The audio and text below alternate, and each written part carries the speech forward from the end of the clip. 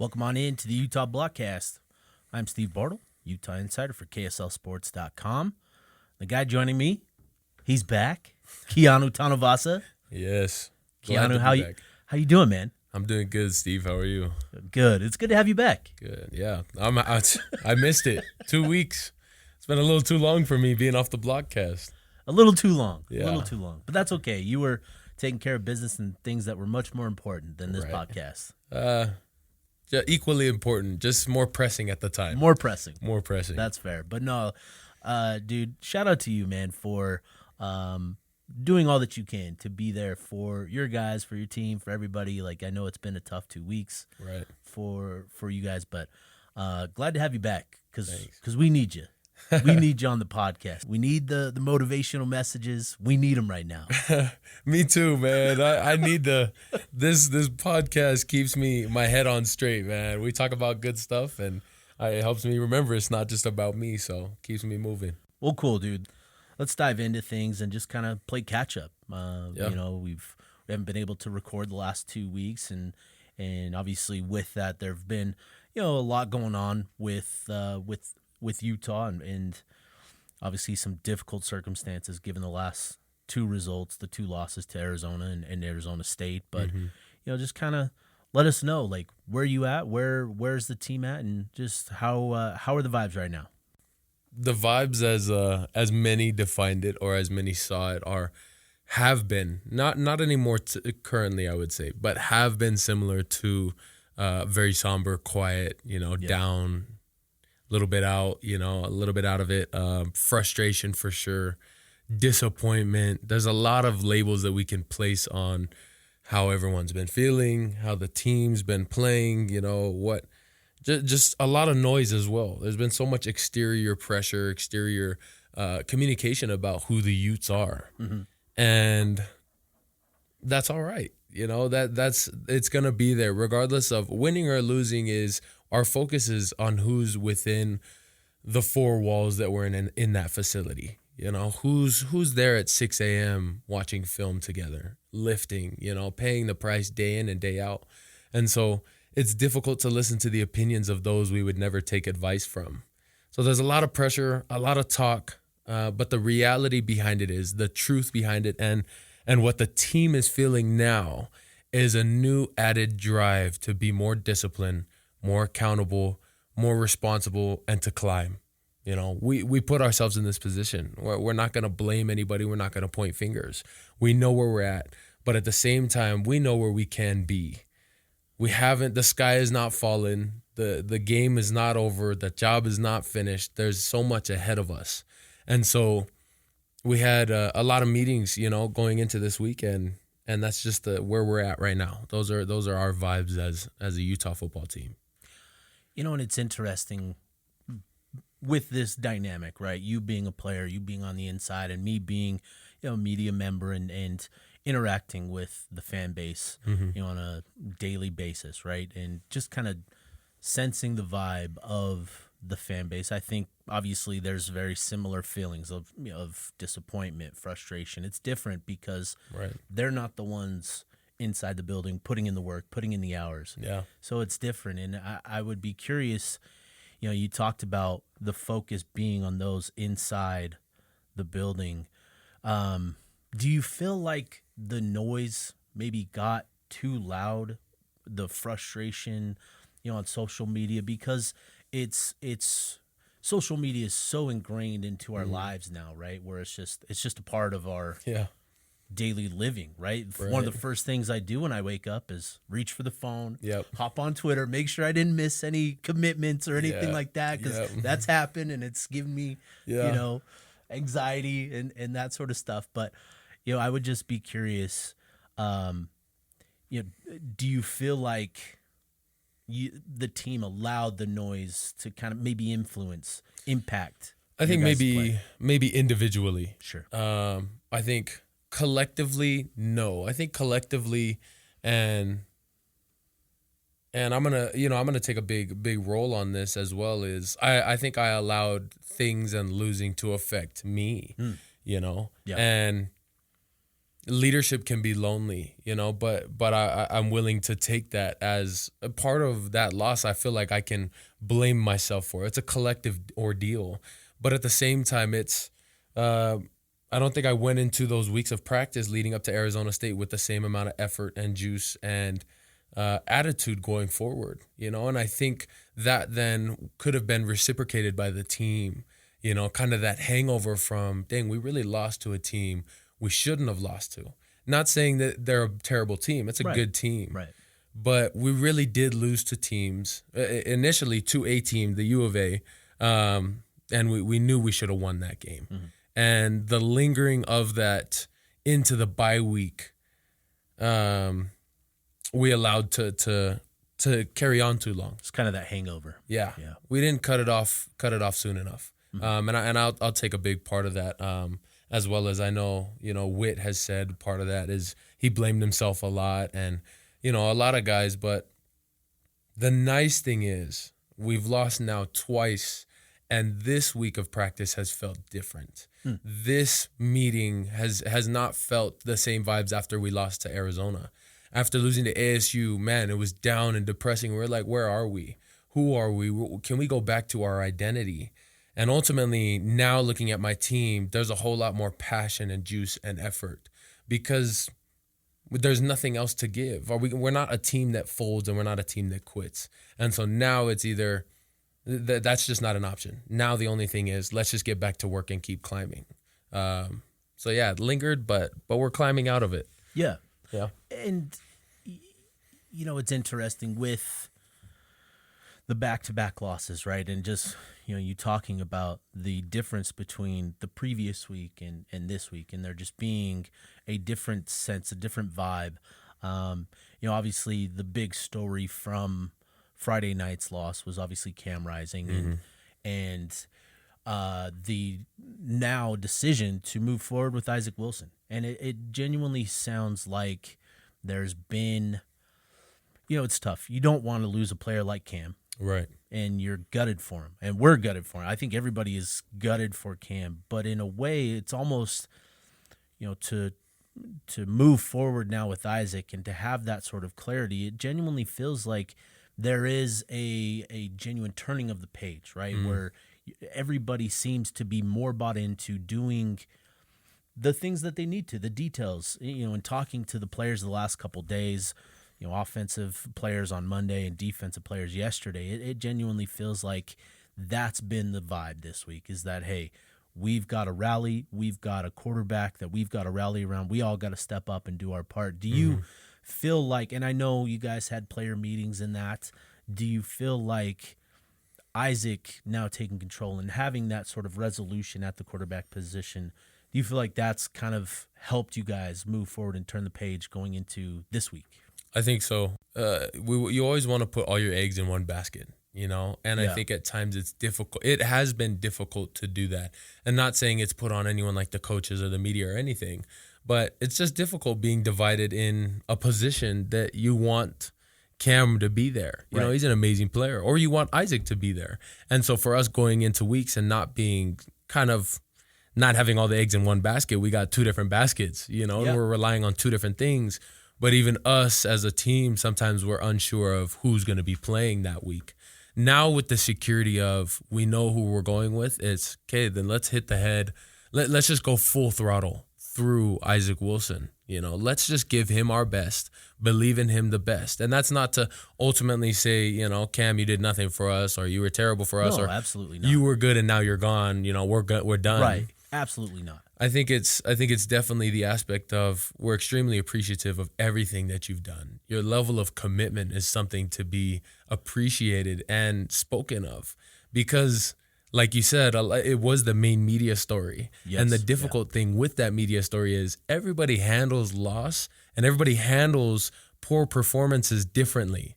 Some people get frustrated. Some people get sad. Some people are like, some people actually become more grateful. They're like, well, we're grateful for the time Cam Rising did give us. Yeah. And then we have the people that get angry and they start to target people and point the finger, and that's something that we'll never do in the facility. We'll never do that as a team and never as a coaching staff, point that finger. Yeah. So when people who are external outside of the facility, pointing fingers at Cam Rising and those types of things, then you truly don't understand what it means to lose and to move on. Yeah.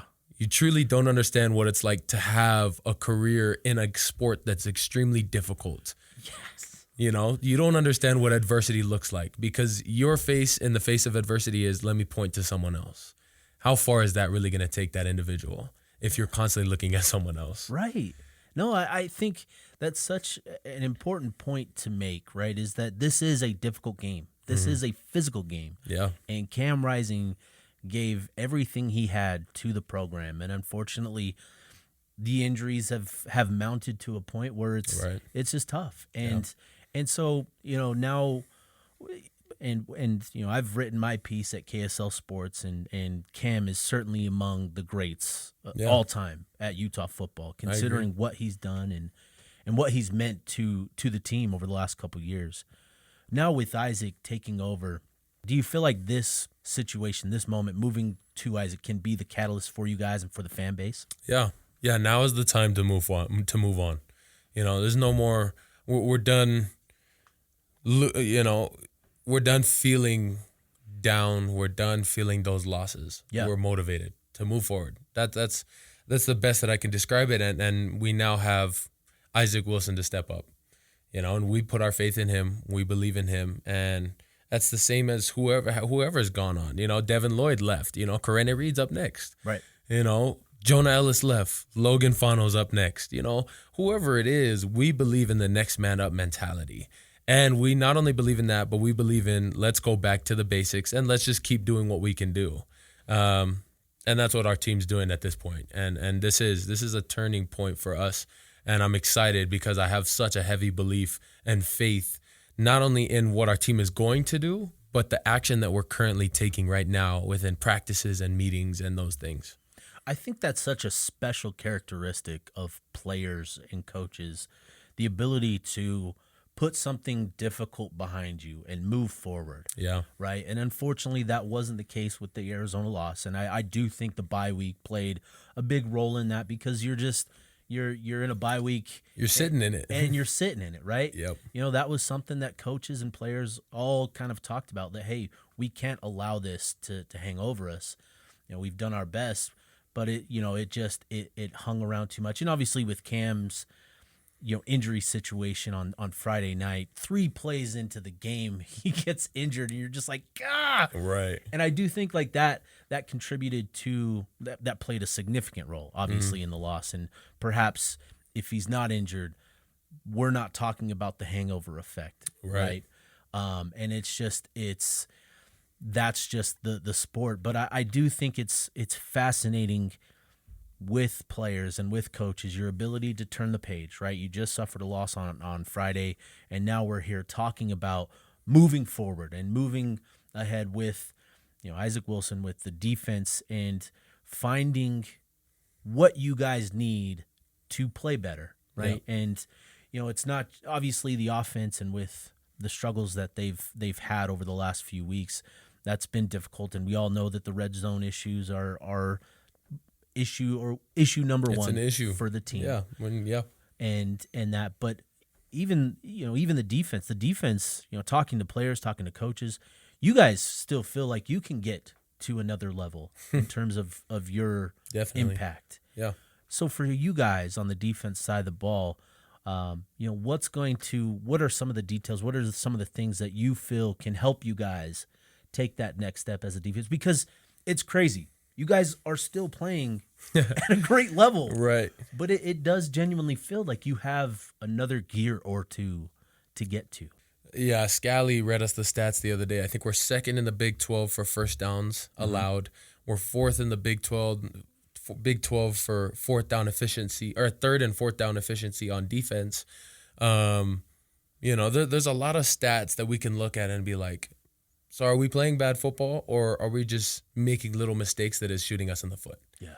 We're not letting, if we're leading in third downs and first downs allowed, if we're leading the Big 12 in that just means we just have to seal it off. If we're at 90%, that 10% matters, but that 10%, I believe, fully can be closed. We're right there. It's not like we're playing, people want to write off the defense like we're just terrible players, and Which is crazy. it's insane. It's crazy. People are like, there was so much hype around the defense, and now we look at them and I'm like, well, what are you watching? What are we talking about? Let's talk about what we're watching on the field then. What are we talking about? We're letting up. The thing that Scally pointed out was we're just letting up the wrong third down. It just happens to be the one third down we let up that they run for a touchdown. Yes. The one third down that we don't wrap up, that happens to become a big play. And that's what the game is. That's the amazing thing about the game. The game is made up of inches and seconds. Yep. And within those inches and seconds is where you win or lose.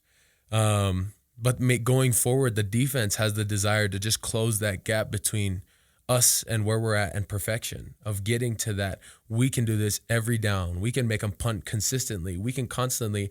And one of the biggest things is we need more takeaways. Yeah. We're looking forward to getting that ball out more, trying to get more interceptions, get more opportunities to cause fumbles and recover fumbles. The more we can get our offense the ball and the better defense we can play fundamentally sound is how we're going to win more games. Yeah, I'm looking at ESPN and SP Plus. It's a metric that just kind of measures defensive efficiency. How efficient is this defense? You guys are number 14 in the country. You guys aren't playing bad defense. It's just, as you said, it's those one or two plays that just when they break big, and that's been an unfortunate thing in the last two games is. You had Cam Scatteraboo break off two big runs. You had Noah Fafita make two big plays through the air, and they have been backbreakers. And I feel, obviously, if the offense is able to contribute more to the scoreboard than what they have been, I feel like this is just part of the play of the flow of the game, and I feel like the offense needs to contribute more to help you guys more. And that, but still, I feel like there's a couple key players on this defense side of the ball that, are maybe thinking too much. And I'd be curious to get your thoughts on this because psychology, that's your thing, right? The way the brain thinks, right? Right. Lander Barton has, and Coach Whittingham talked about this on Monday's presser again. Lander feels he needs to make more plays. He needs to be more productive. And when you watch him, there are moments where he's right there. Yep. Right in the position he needs to be in. Yeah. And he's just a couple inches short, a couple feet. He misses that opportunity. And, for him, I feel like returning from an injury, has been a process for him. He was playing at such an elite level last season, right before his injury. And I feel like that was just who he was. He was Lander Barton. He was the playmaker. Yep. He didn't think about it. He was just out there playing, reacting because he knew he was that playmaker. Right. And now, returning from his injury, now there's thoughts. He's saying he needs to be more productive. He's thinking about that. He's worrying about that. How difficult is that for players who suffer an injury, to return to that same form mentally, right? It's one thing physically, but to get back to that level mentally is just a whole nother process. And I would just be curious to get your thoughts on what that's like as a player to get back to that level mentally. Man, it's difficult. We did a walkthrough this week, and I'm kind of telling a story to get to the point. Yeah, we did a walkthrough on Monday, and Junior, being the loud vocal teammate that he is, and a clown sometimes, we're about to run a play. We're getting our defensive stance, and then we hear Rene call something. Rene is behind us, and June turns around in the middle, like right before the ball's being snapped, and was like, "Oh my gosh, Rene, you're back!" and he was like, we just stopped the play, and we just all start laughing. And June's like, Corene. And then he like turns around. He's like, guys. And then as he's turning, he sees Connor. And he's like, Connor, what are you doing? And then I'm like, we're all here, June. And he turns around. He sees me. And he's like, the Avengers are back, dude. Thanos might have snapped for 2 weeks. But, man, we're back together. So It was hilarious, man. In the middle, right before the ball's being snapped, and we're just all standing out there, just appreciating the moment to be back on the field together. Love that. Yeah, and so with Lander and with Junior, two guys who are veteran that have always played at an elite level that maybe could be looked at recently and say, you're not playing as well as you should have. Mm-hmm. That's what someone can say. Now, I would argue differently. You know, we could watch the film together, and I would argue differently to say, actually, they're playing great football. Yes. You know? Yes. But to say that is production that Lander's looking for. Production comes when trust is increased on the field. And a difficult part of that trust being decreased is when we have injuries of guys who you've been playing the entire offseason with. Yeah. Spring ball, we had so many guys there Yeah. that everyone's like, oh, we had so much hopes for this year and what it looked like, and now we're just falling through the wall. Well, that's a part of life. You get hit, you get banged, you miss a game, you miss a couple, and so for the guys that are on the field, they're not used to playing next to some of the other guys, the younger guys that have to step up. Yeah. Now that's difficult, but then within his own mind, I feel like he wants to then step up and do more. Yeah. Which is not an unrighteous desire. No. That's not a bad thing. Right. But that definitely can mess with his flow state of mind, and who he wants to be is, it's never about, we talked about the last time I was on the podcast, it's never about doing just so much more. It's about doing deliberately the basics that you've already been doing. Yeah. Focusing on what you are. And so we've been talking about that, and that's what we went back to. I want to share a quote that I love that I learned this week is, you don't rise to the level of your goals, you fall to the level of your systems. And so everyone at the start of a 100-meter race has the same goal, to win. But what it goes back to, who ultimately wins, is who falls to the systems of preparation, of how the bigger price that you've paid.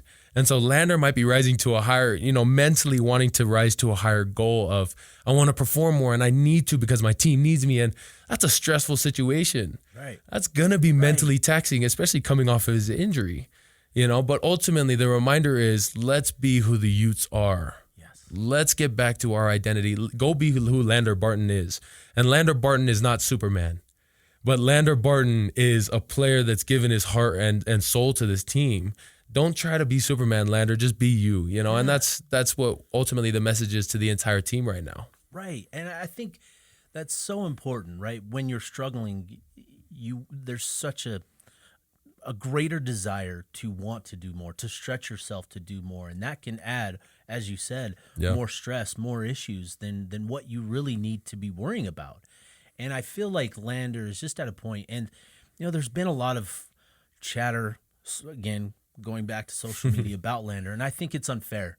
Agreed. To criticize Lander to the extent that he's been criticized, because this has been a process for him of getting back into his flow. And I think for him, I don't want to speak for him because I don't know, but I feel like he senses that. And for him, I hope that he's just able to get back into that mind frame, that he is just a playmaker, that he doesn't need to worry about doing more, because he doesn't. Because when he is just Lander Barton, he is a baller. Right? When he is just Lander Barton and he's just out there instinctually playing, he is destructive on the defense side of the ball. That's who Lander Barton is. And that's what he needs to get back to. And for him, there's a lot coming back from an injury with your mindset of getting back into that space. And I'm glad that you shared that story of everybody being back on the field, because I do think that is a big part of it too, is that, having Karenni out there is a source of a greater trust. Of comfort, security.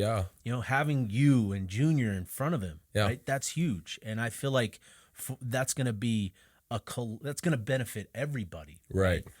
So, I'm curious, with this, you guys are playing great on the defense side of the ball. Need to eliminate a couple of bad plays for sure in the game. But for you guys, the point of focus is getting more takeaways.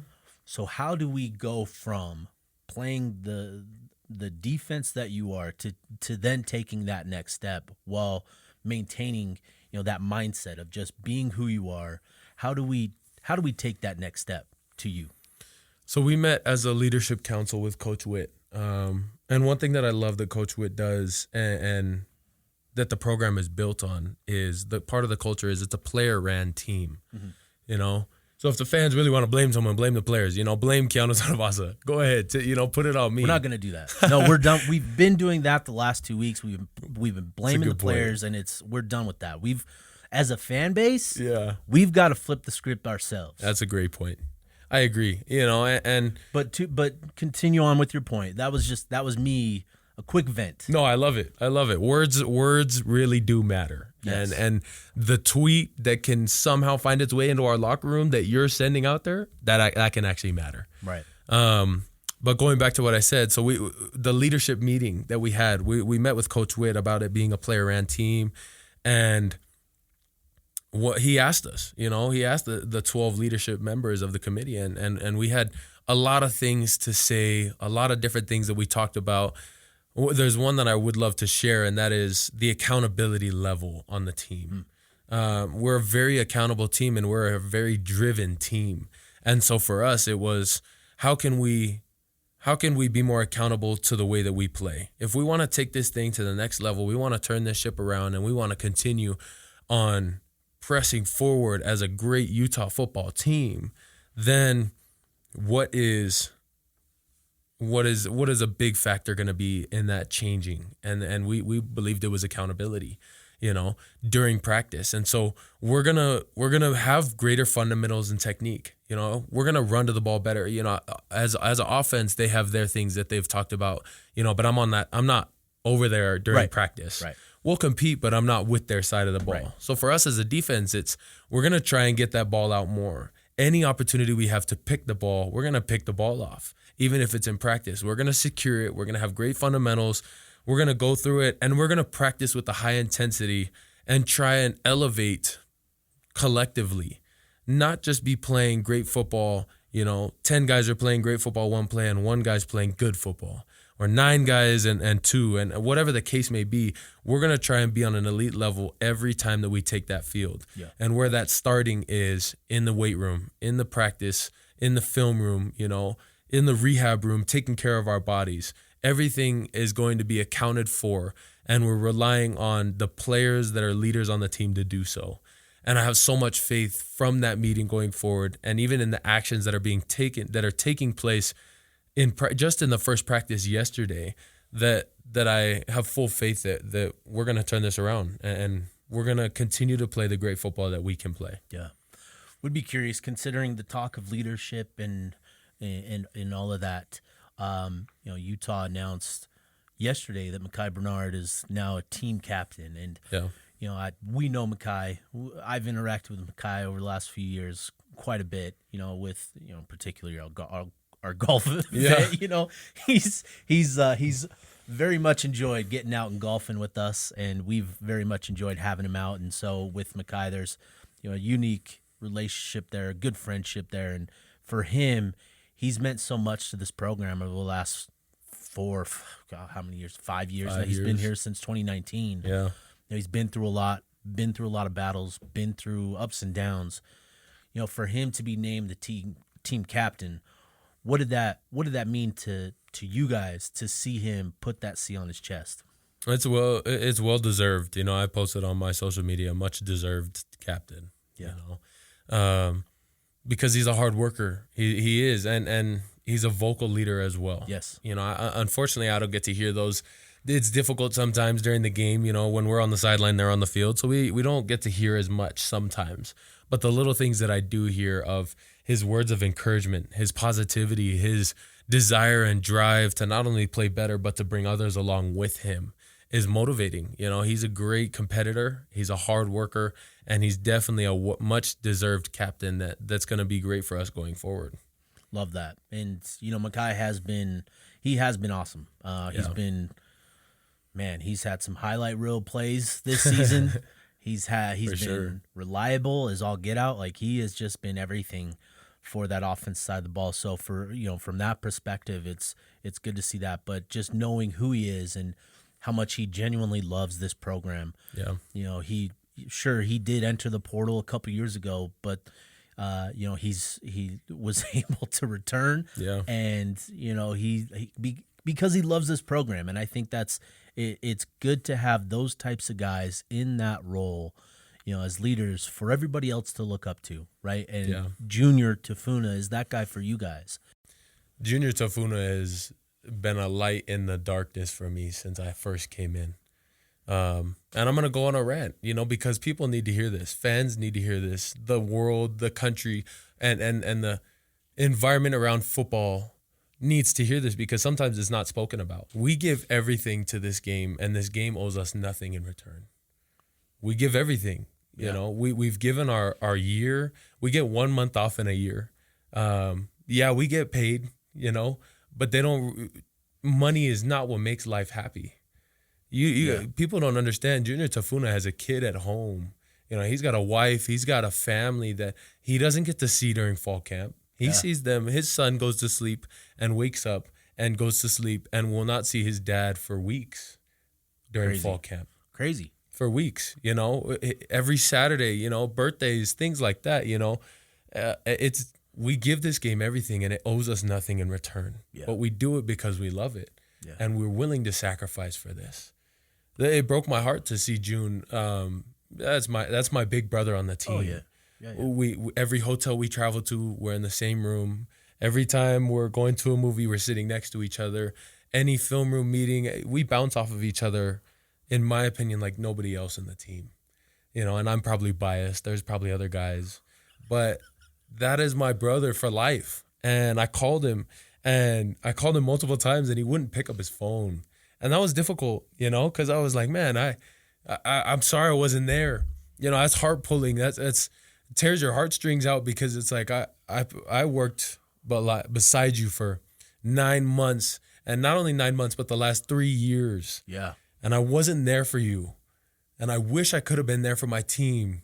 I wish I could have made some of those tackles. I wish I could have just been in the locker room to tell everyone that I loved them the moment that we lost. Yeah. That long plane ride home, when they got home at 5 a.m, when all the fans that were talking smack were now sleeping. Yeah. They were getting their night's rest, when these guys were suffering getting home with injuries and hurt bodies, and kids that were sleeping, going home. And man, this game is difficult, and it'll rip your heart out. It'll give you the world, but it'll also rip your heart out. But that guy has given his all. This team felt that individually. Yeah. Cam Rising may not have been crying that way, but he felt that way. He might have handled it more in anger and frustration, as I would have too, going through what he goes through and how many injuries he had. Right. But this has never been, and the Utah football will never be, a team that folds under adversity. It will continue to attack the problem. We will continue to find ways to give more. We've given everything, fine, we'll find more. We will not fold. We will not fall to pressure. We will not quit. And I can promise that to anyone out there, because I know my team. And that passion that we saw in Junior Tafuna is felt right now in this room. It's felt on the field every day of practice, and it's going to be activated and used going forward. Let me ask you this, man. How does the fan base, what do you need from the fan base? What does the fan base need to give you guys? What do you guys need from that? Because, to turn around this ship, right? Going from, Big 12 title aspirations, expectations, the disappointment of 2 straight losses, the bye week to sit in just that crappy feeling, right? Mm-hmm. There's a lot of built up frustration and all of that. What does the fan base need to do to help you guys moving forward? Because you've got 6 games to get this right, to get this going, to turn this around, and to build this season, to build moving forward beyond this season. Mm-hmm. What do you need from the fan base? Because we got to turn this around ourselves. We got to flip this strip, man. We've got to turn this around. And I feel like that's what this week is about. It was interesting. I'm going to share this, at the press conference, with Kyle Whittingham. Usually there's Justin, who's special needs, he's there every week, mm-hmm. and he gets to ask Whit. They're good friends, I guess, longtime friends. Mm-hmm.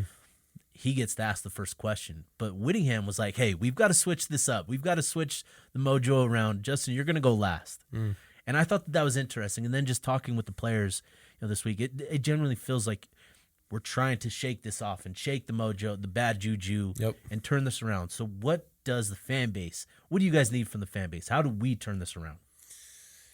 Our fans have a lot of pride in Utah football. Yeah.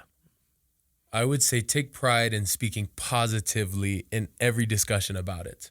You'd be surprised because you might think that positivity won't get back to us. I promise everything that happens outside of the facility in discussion about the U eventually finds its way. Even if it's the most faithful fan saying one thing like, man, are we even going to win any more games? That is going to find its way back. Speaking life into reality is a real thing. Yeah. It happens. It's true. The law of attraction is a reality that we need to understand. And our fans have such belief in us, and they have. They need to rely on the belief that they do have. And then when naysayers come by and tough wins happen, and you get tossed and turned at a family dinner, or someone rubs you the wrong way, or some tweet about Cam Rising this and Junior Tafuna that and Lander Barton and Keanu Tanuvasa, whatever. Find a way to rely on the belief that you have in this Utah football team, in Kyle Whittingham, and find a way to enjoy the process of this is our team. The goal we're not a task or a result-oriented team. Right. We're not going to grind depending on if we can win a championship. Once that's out of the picture, we're going to quit. That's not who we are. We're a task-oriented team. Our goal this year was to go 1-0 each week. Well, guess what? It's a new week. Let's start believing in beating TCU, and let's take it one game at a time. And if the fans can believe that way, I promise that will be felt from not only me, but my teammates. And it'll just give us the added strength that we need to go forward.